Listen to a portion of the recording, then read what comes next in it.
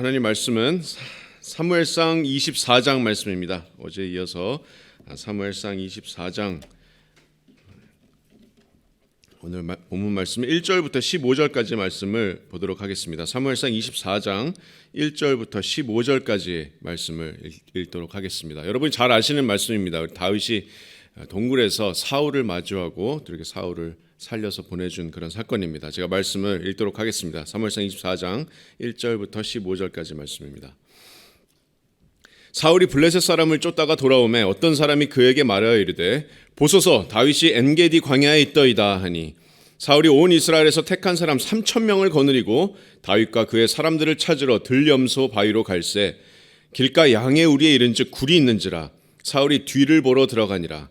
다윗과 그의 사람들이 그 굴 깊은 곳에 있더니 다윗의 사람들이 이르되 보소서 여호와께서 당신에게 이르시기를 내가 원수를 내 손에 넘기리니 내 생각에 좋은 대로 그에게 행하라 하시더니 이것이 그날이니이다 하니 다윗이 일어나서 사울의 겉옷자락을 가만히 베니라.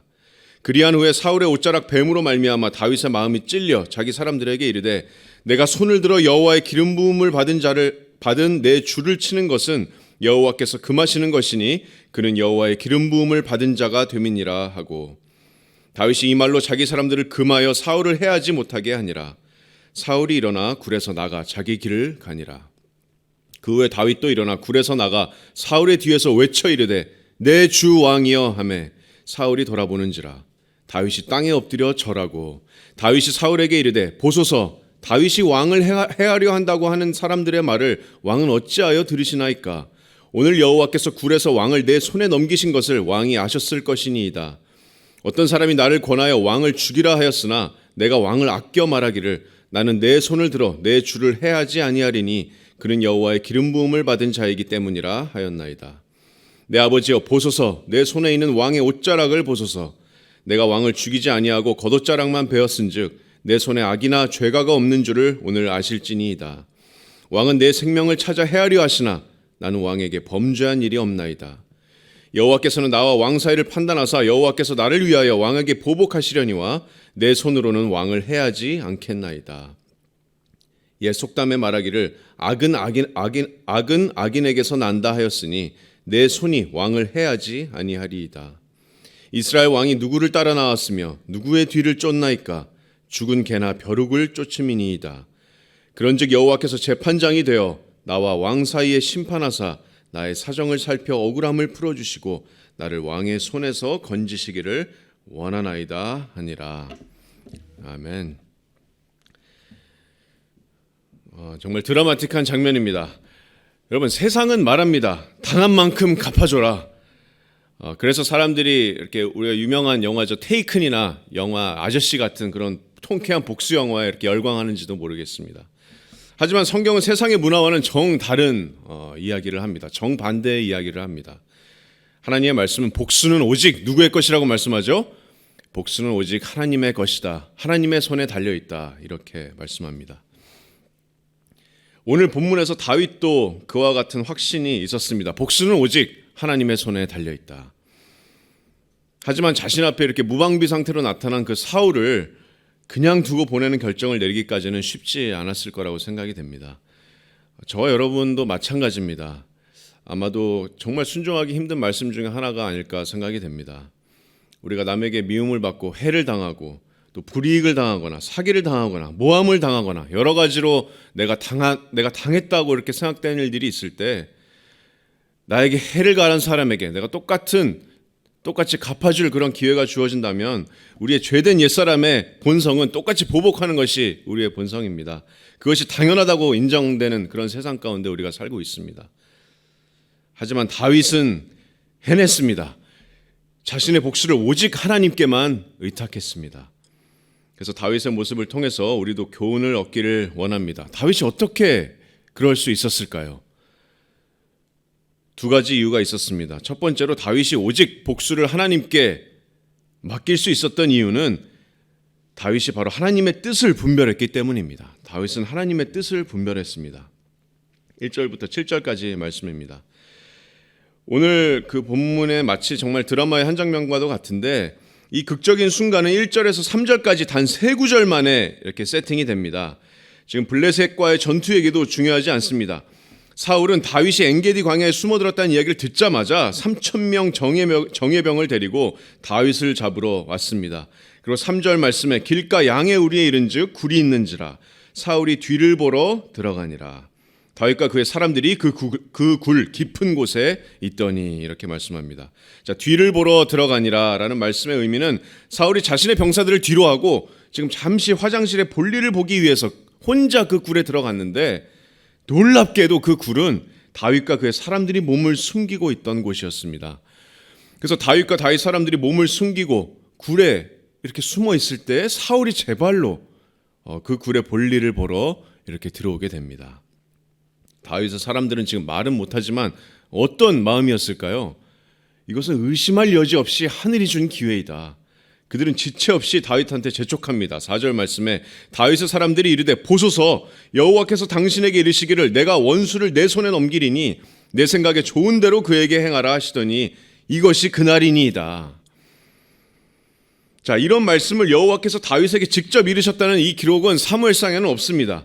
자, 기록되지 않았지만 여호와께서 하신 말씀을 이들이 그대로 인용했는지 아니면 지금 이 상황을 자신들이 나름대로 해석하고 이렇게 이야기했는지는 확실하지는 않지만 이 상황은 지금 누가 보기에도 기회인 상황입니다. 사울이 바로 눈앞에 있습니다.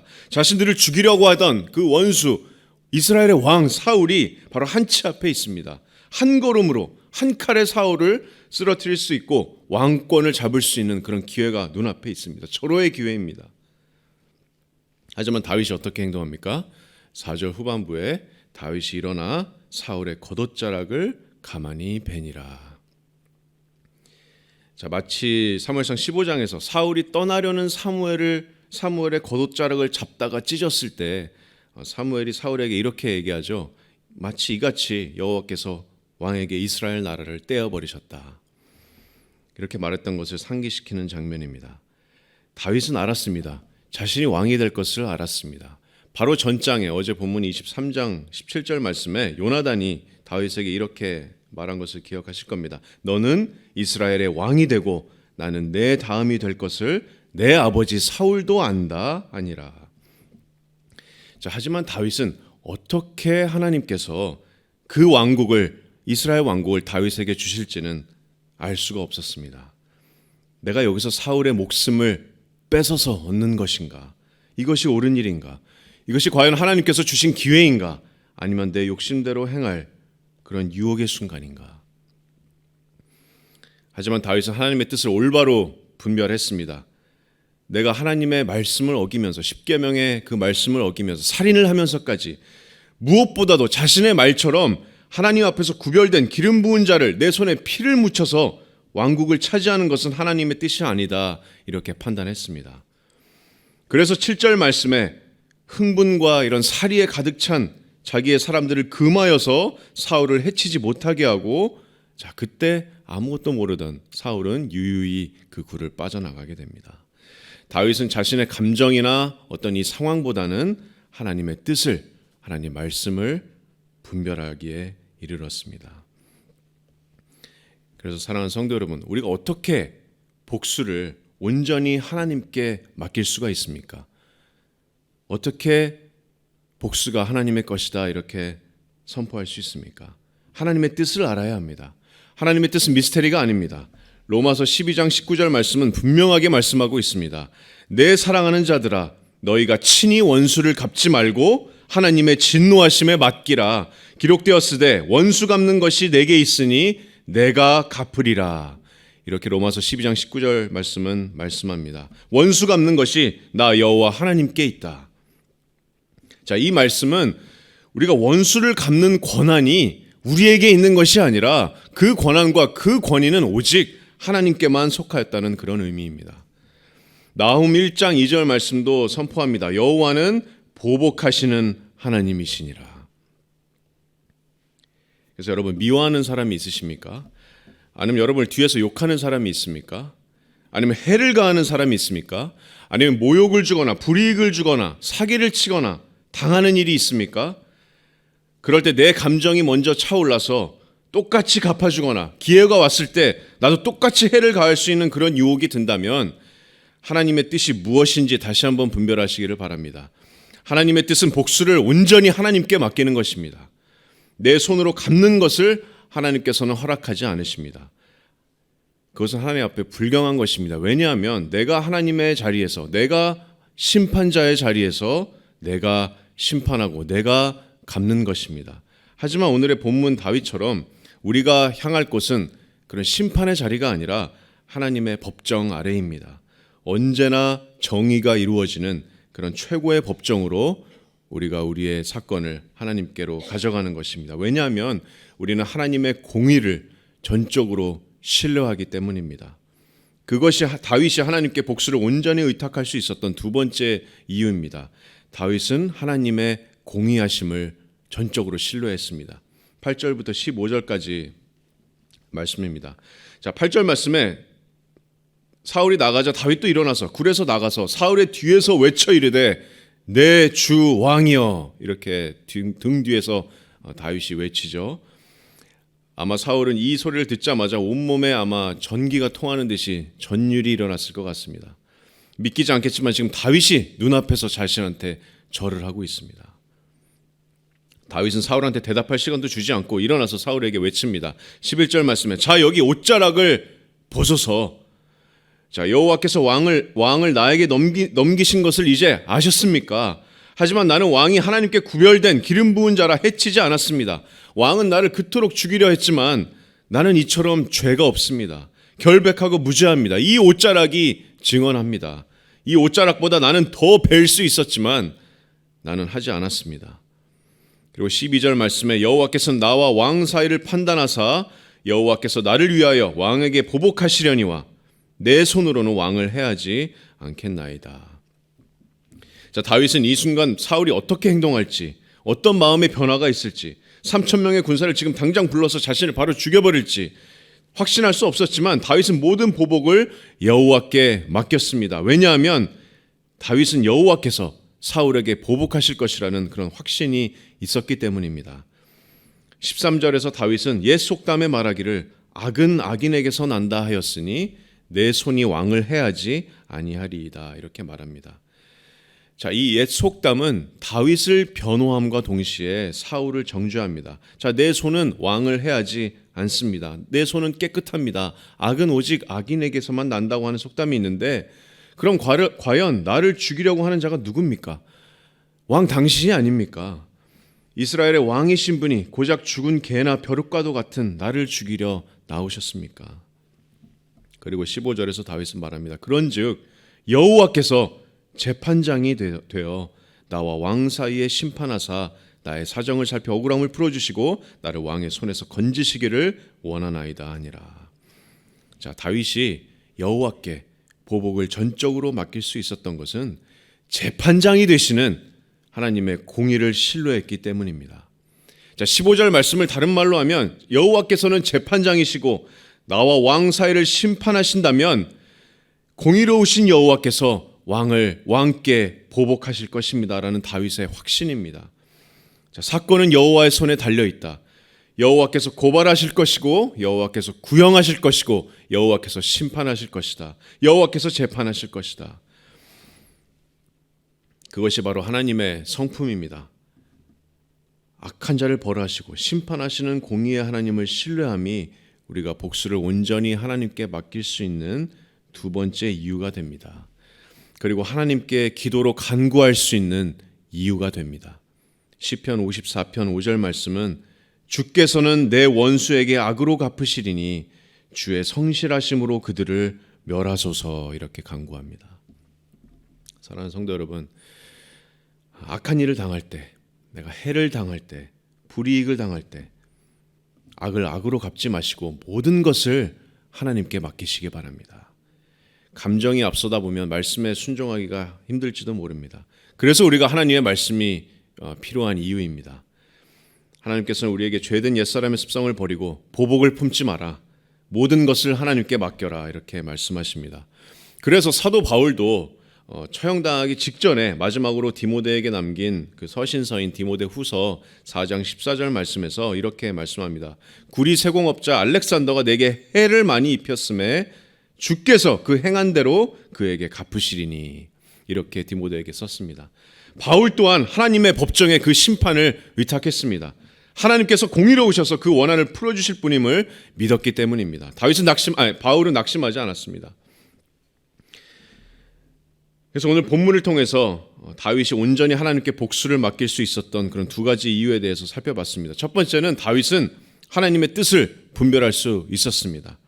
그리고 두 번째는 하나님의 공의를 신뢰했기 때문에 하나님께 온전히 자신의 복수를 맡길 수가 있었습니다. 모든 것을 하나님께 맡길 수가 있었습니다. 자신의 감정대로 행동하지 않았습니다. 그래서 우리도 다윗과 같기를 원합니다. 내 감정이 앞설 때 원수 갚는 것은 하나님께 있으니 그것을 마음에 새기고 그 하나님의 뜻을 분별하기를 원합니다. 또 그리고 그렇게 행하실 하나님의 공의를 신뢰함으로 온전히 주께 복수를 또 모든 것을 맡겨드리기를 원합니다. 복수는 오직 여호와의 것입니다.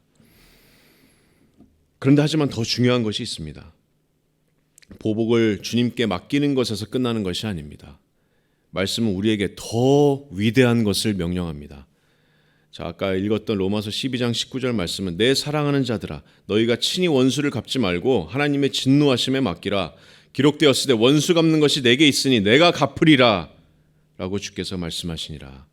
그리고 바로 다음에 이어지는 20절 말씀에 내 원수가 줄이거든 먹이고 목마르거든 마시게 하라. 악에게 지지 말고 선으로 악을 이기라.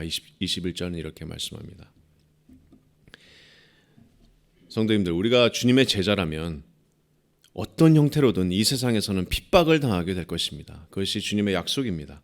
주의 공의를 따라 행할 때 우리가 불이익을 당할 수도 있을 것이고 그리스도인이라는 이름으로 이 세상에서 살아갈 때 어리석다, 손가락질 당할 때도 있을 것입니다. 모욕과 멸시를 당할 때도 있을 것이고 해를 당하는 일도 있을 것입니다. 하지만 주님께서는 명령하셨습니다. 마태복음 5장 44절 말씀에 너희의 원수를 뭐라고요?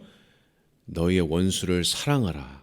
너희를 박해하는 자를 위하여 기도하라. 이렇게 명령하셨습니다. 그것도 마태복음 5장 40절 말씀에 너를 고발하여 속옷을 가지고자 하는 자에게 겉옷까지 가지게 하며 내게 구하는 자에게 주며 내게 꾸고자 하는 자에게 거절하지 말라.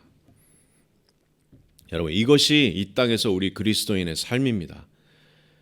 우리는 우리에게 해를 가하는 자를 위해서 기도하고 그들을 축복하고 그들을 사랑해야 하는 그런 사람들입니다. 어떻게 그럴 수 있습니까? 그 불가능한 일 아닙니까? 아닙니다. 가능합니다. 왜냐하면 저와 여러분은 하나님의 은혜로 구원받은 완전히 새롭게 거듭난 새로운 피조물이기에 가능합니다. 주의 영이 우리와 함께 하시기에 가능한 일입니다. 그래서 모든 보복을 주님께 맡기고 나는 원수를 사랑함으로 이 땅에서 오직 우리의 소명인 우리 주 예수 그리스도의 복음을 전함으로 우리 주님의 영광이 우리를 통해서 더 밝게 세상에 드러나게 될 것입니다. 여러분, 구원받기 전에 누가 하나님과 원수였습니까? 주님과 원수였던 자들이 누구였습니까? 바로 저와 여러분들이었습니다. 우리가 주님의 원수였습니다. 내가 주님의 원수였습니다. 하지만 예수님께서는 원수였던 나를 무조건적으로 사랑하셔서 머리부터 발끝까지 악인이었던 하나님과의 원수였던 나의 그런 죄의 형벌을 십자가 위에서 대신 받으신 그런 크신 은혜를 우리에게 베풀어 주셨습니다. 그 은혜를 생각하면 어떻게 내가 주님을 닮겠다고 하는 내가 원수를 사랑하지 않을 수가 있습니까? 그 주님의 그 위대한 사랑이 이제는 저와 여러분의 삶 가운데서 원수를 사랑하고 또 축복하고 복음이신 주님을 전함으로써 주님의 영광이 우리의 삶에서 더욱더 풍성하게 나타나기를 기도합니다. 우리의 힘으로는 할 수 없지만 주님의 능력으로 할 수 있기를 간절히 소망합니다.